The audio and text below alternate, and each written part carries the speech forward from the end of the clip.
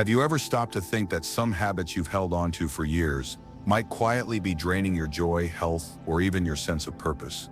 As we grow older, small behaviors, ones that once seemed harmless, can slowly steal our energy, independence, and happiness. In this video, we're going to uncover 7 powerful habits that many older adults unknowingly carry with them, and why letting go of them today could be the key to living a richer, more fulfilling life.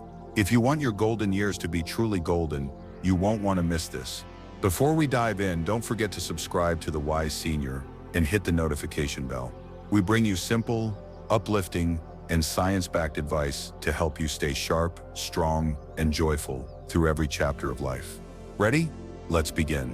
1. Stop agreeing just to keep the peace. Have you ever caught yourself nodding in a conversation? Not because you agreed, but because it felt easier than speaking up. Maybe you've smiled politely, suppressed your true thoughts, and said yes when every part of you was silently screaming no. If so, you're not alone. It happens to many people, especially as they get older. Somewhere along the line, we're taught that keeping the peace means keeping quiet, that speaking our truth might upset others.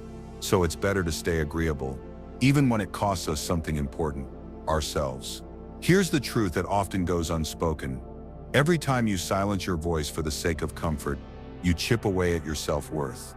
Slowly, gently, quietly, you begin to disappear, not physically, but in spirit. Your sense of autonomy, of knowing who you are and what you stand for, begins to fade. And over time, that silence can turn into resentment, frustration, or sadness that's hard to name. This doesn't mean that kindness and diplomacy should be thrown away, not at all. But there is a difference between being respectful and being invisible, between being compassionate and being erased. You have lived too much life, gathered too much wisdom, and weathered too many storms to be treated as if your thoughts don't matter. They do, now more than ever, because they come from a place of depth and experience, the kind that only time can teach. When you constantly agree just to avoid conflict, you rob yourself of your voice. And in doing so, you deny the world a perspective it desperately needs, yours, the hard-won insights, the gentle courage, the clarity that only age and experience can bring. Standing up for what you believe in doesn't require shouting. Sometimes it's just a calm sentence that says, "I see things differently," or a quiet refusal to nod along when something doesn't sit right. It's in choosing to express your true opinion, even when it might cause a pause in the conversation.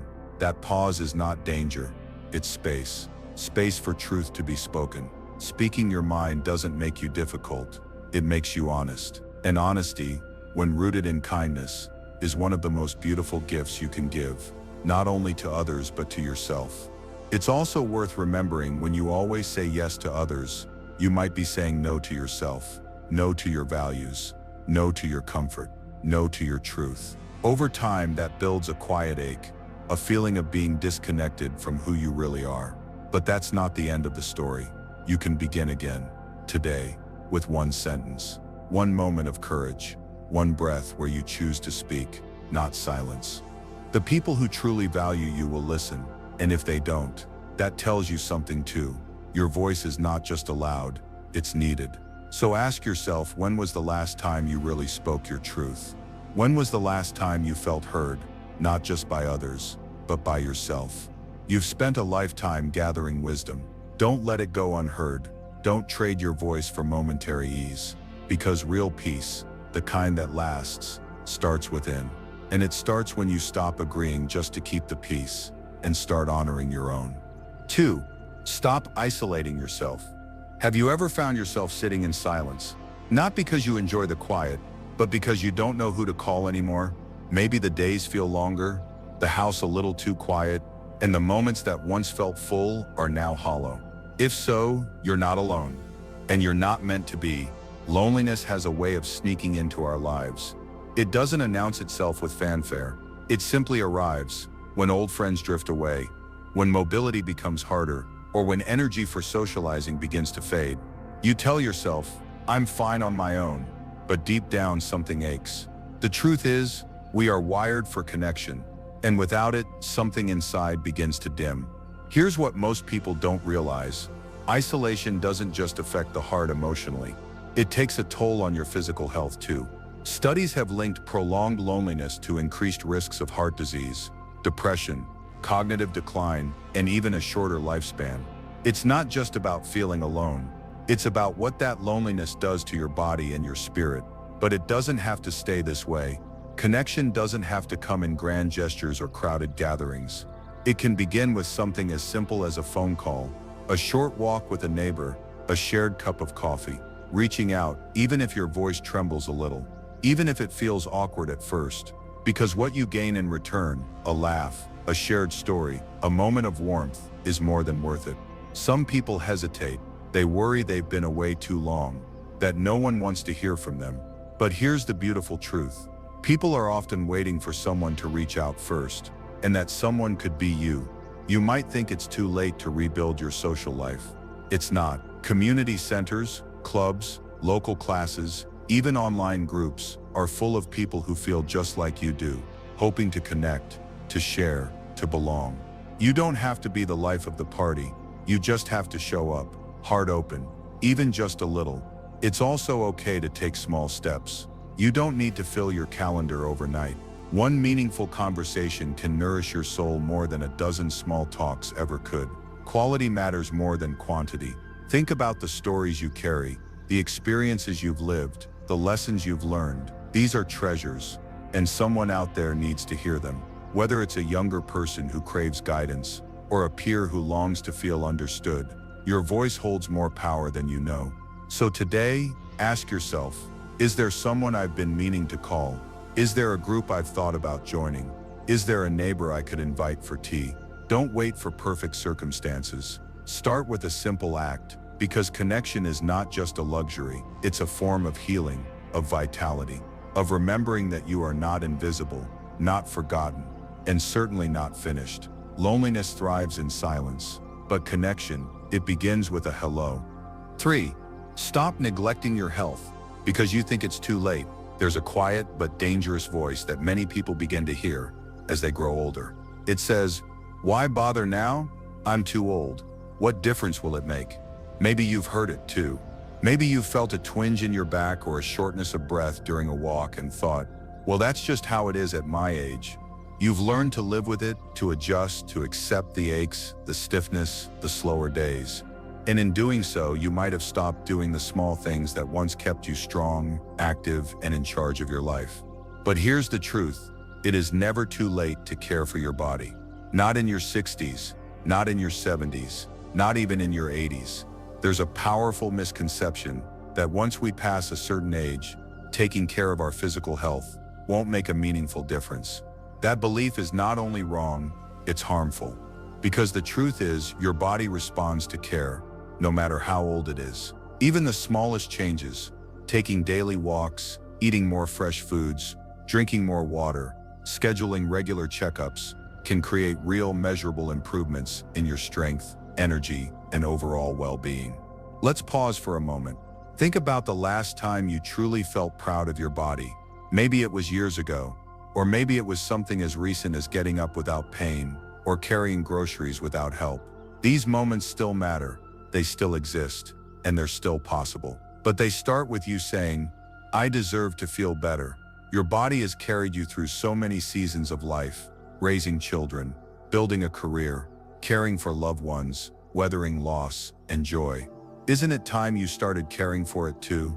Many people hesitate to make changes because they feel overwhelmed.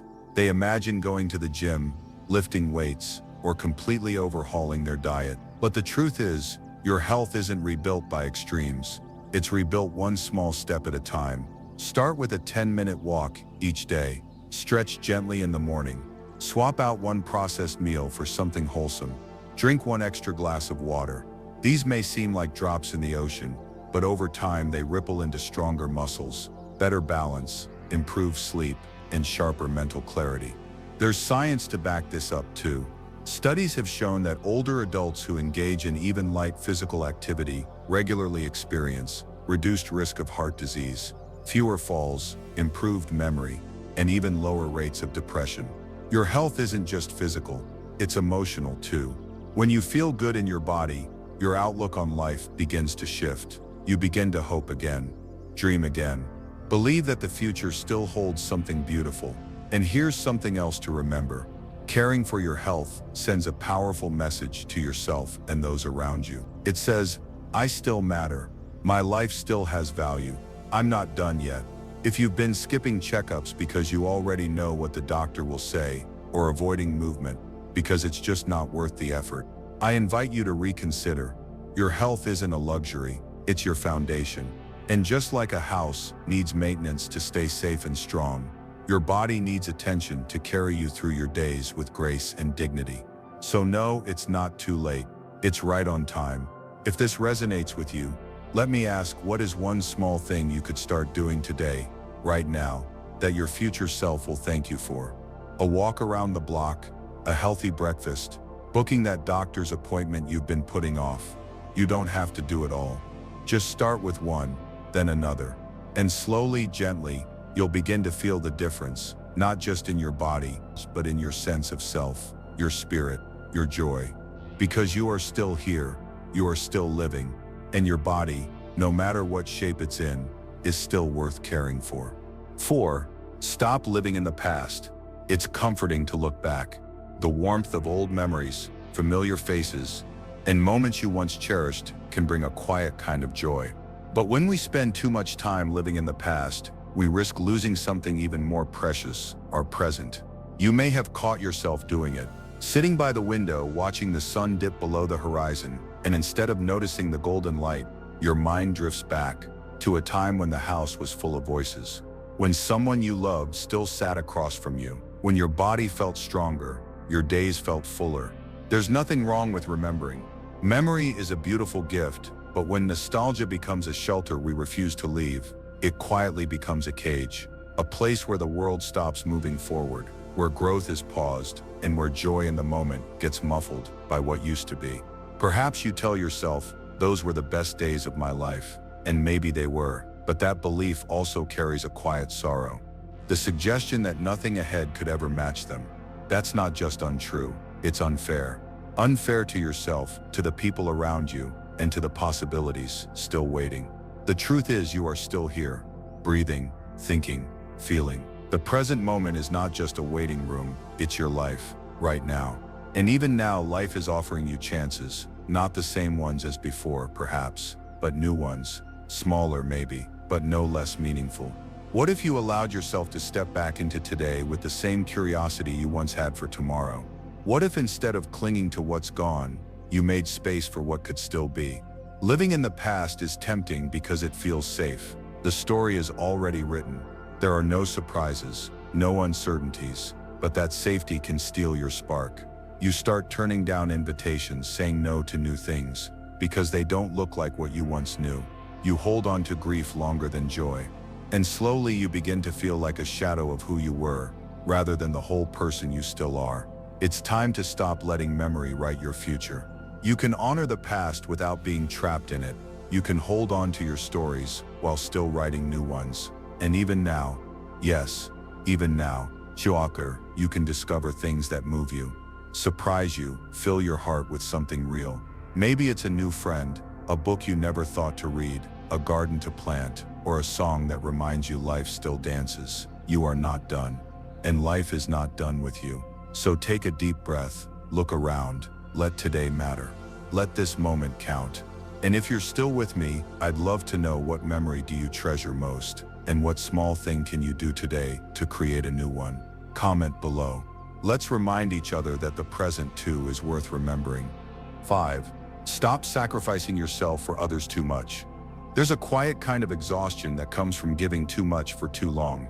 And if you're someone who has spent a lifetime putting others first, your children, your spouse, your parents, you might know exactly what I mean. At first, it felt noble, natural, even you were the one who said yes when others said no. The one who stayed up late to help, who canceled your plans to be there for someone else. You did it without being asked, often without being thanked, and somewhere along the way, it became a pattern. But here's the truth, what begins as love can slowly become depletion, when your needs are always second, when you forget what it means to say, I matter too.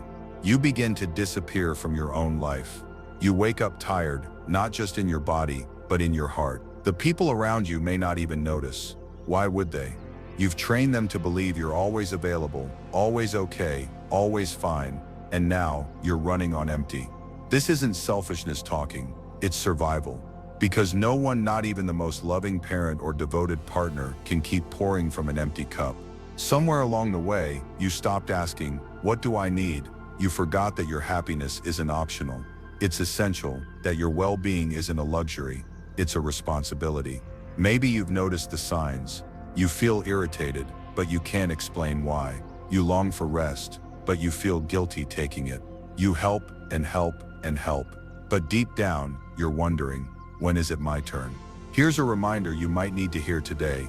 It is your turn, not tomorrow, not when everything settles. Now, loving others does not mean abandoning yourself. In fact, true care comes from balance. When you honor your own boundaries, you teach others to do the same. When you rest, you restore the strength to give again, if you choose to. So say no when you need to. Take a walk by yourself. Enjoy something that's just for you, not because it helps anyone else, but because it brings you joy. Start small. A morning where you sit with your coffee without jumping to the next task. A weekend where you don't apologize for not being productive. A decision that says, "I matter." You don't need permission to care for yourself. You just need to believe you deserve it, and I promise you do. Let me ask you gently, have you spent years caring for everyone else but yourself? If so, comment below with the number 5 to let me know you're still with me. You're not alone. And this is your reminder, you are just as worthy of love and attention as anyone you've ever given it to. 6. Stop denying your limits. There's a quiet danger in pretending you can still do everything the way you used to. It sneaks in slowly. The urge to push through pain, to carry just one more bag of groceries, to keep going because admitting you're tired feels like giving up. But here's the truth. Ignoring your body's limits isn't strength, it's neglect. And over time, it comes with a cost you shouldn't have to pay. Maybe you felt it, that tug of pride when someone offers to help, and you brush it off with a smile. I've got it. Maybe you've convinced yourself that needing to rest or to ask for help somehow makes you weak, but it doesn't. In fact, the courage to say, "I need a break," is one of the greatest signs of self-respect you can show yourself. As we age, our bodies send us different messages. They whisper before they shout. A small ache becomes a warning, a brief dizziness, a clue. And if we don't listen, if we keep pretending we're still 35 and invincible, those whispers can become screams. Falls, injuries, burnout. All of them so often begin with one quiet decision. I'll just push through this, but why? Why do we measure our worth by what we can carry? How long we can stand, how much we can do alone? You have nothing to prove. Not anymore. You've already proven your strength. In decades of hard work, of love given freely, of responsibilities shouldered without complaint. This stage of life isn't about racing anyone. It's about honoring the body that has carried you so far, and treating it with the same gentleness you'd offer a dear friend. Think about it. Would you tell someone you love to ignore their pain, to skip the doctor, to lift more than they should just to avoid asking for help? Of course not. So why would you tell that story to yourself? Learning to pause isn't weakness, it's wisdom. It's recognizing that real strength now looks like careful steps instead of hurried ones. It's knowing that resting, accepting assistance, or saying no isn't giving in. It's choosing to live safely and fully. And when you begin to live with that kind of honesty, something beautiful happens. Your energy starts returning in ways that matter. Your confidence grows, not from doing everything, but from doing what truly supports your well-being. You realize that letting go of old expectations is not a loss. It's a gift of peace. You don't have to prove your independence by hiding your limits. Real independence is knowing when to lean on others and when to say, "I've done enough for today." So let yourself rest. Let yourself be helped. Let go of the pressure to always be just fine. Because sometimes the bravest thing you can do, the thing that will protect your future, your health and your joy, is to say, "This is where I pause." You've earned the right to slow down without apology. You've earned the right to be gentle with yourself. If any part of this resonates with you, I invite you to reflect. When was the last time you truly listened to your body and honored what it asked for? Let this be your reminder. Taking care of yourself now is not giving up. It's standing up, for everything's still waiting ahead. 7. Stop denying your need for emotional and physical intimacy. There's an unspoken belief that often follows us into later life. A belief that intimacy, romance, and even sexual connection are things meant only for the young. Society rarely talks about passion beyond middle age. And when it does, it's usually with a tone of discomfort or dismissal. But here's the truth. Your need for closeness, tenderness, and affection doesn't disappear with the candles on your birthday cake. It deepens. You may have been taught to put those desires away, to lock them in some quiet drawer of your past. You may have even convinced yourself that wanting intimacy now is something to feel ashamed of. But it isn't. Not even close. Emotional and physical intimacy is a part of what makes us feel alive, not just in our youth, but always. It brings us warmth, connection, and a sense of being deeply seen and cared for. These aren't luxuries. They are needs as real and valid as any other. You deserve to feel wanted, to feel safe in someone's arms, to share not just conversation but closeness that speaks without words. And here's something many people don't know. Physical intimacy in later life carries real, measurable health benefits. It helps reduce stress, boosts immune function, lowers the risk of heart disease, and releases powerful hormones that improve your mood and emotional resilience. These are not just side effects.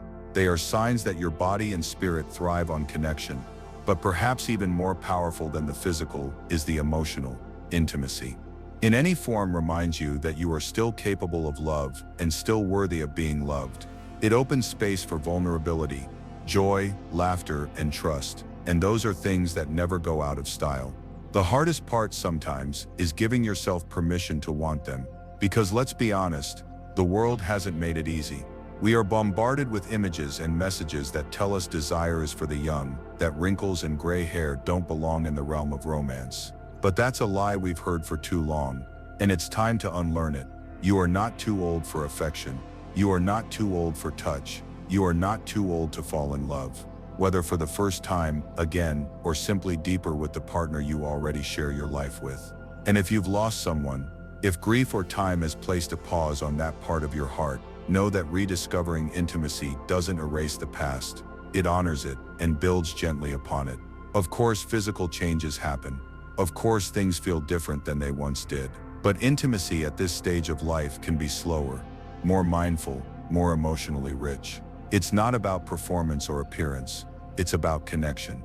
And connection is timeless. So let go of the idea that this chapter is meant to be quiet and distant. Let go of the fear that your needs are inappropriate or inconvenient. They are not. They are human, and they are yours. If you've been suppressing this part of yourself, ask, is it because of what you truly believe, or because of what the world taught you to believe? You don't need anyone's permission to embrace your emotional or sexual well-being. You just need your own. Whether it's holding someone's hand, sharing a bed, a kiss, or even a meaningful conversation, intimacy comes in many forms. What matters is that you recognize it as a gift you're still allowed to receive. So if this part of your life has been neglected, not by choice but by habit or hesitation, maybe today is the day to turn toward it again, gently. Honestly, without shame. You are never too old for love, for touch, for connection. That isn't just a sentiment, it's a truth. And the moment you believe it, something inside begins to soften, to reawaken. Let that softness grow. Let it guide you back to the joy of being close. And remember, your heart, your body, your spirit, they still know how to love. You only need to let them. As we grow older, life asks us not to shrink, but to evolve, with greater honesty, courage, and compassion for ourselves. Each of the habits we've explored isn't just a behavior to avoid, it's a call to reclaim something precious. Your voice, your health, your joy, and your deep need for connection. Aging is not about letting go of who you are, it's about returning to yourself with more clarity and intention than ever before. You are allowed to set boundaries. You are allowed to rest. You are allowed to seek closeness, to feel seen, and to live fully in the present. The most powerful truth is this: it's never too late, not too late to change, not too late to choose yourself, not too late to experience love, purpose, and peace in ways you may have thought were behind you. So let this be your reminder. Not just to stop what no longer serves you, but to begin again. Gently, proudly, from exactly where you are. The future is still open, and you are still becoming. Because growing older doesn't mean less life, it means more life, lived more consciously. You deserve that. Every single day, what resonated with you the most today? Was there a habit that made you pause and reflect? We'd love to hear from you. Share your thoughts in the comments below. Thank you so much for watching. If you found this video helpful, please give it a like, share it with someone who might need it, and subscribe to our channel so you won't miss future content that helps you live a happier, more fulfilling life.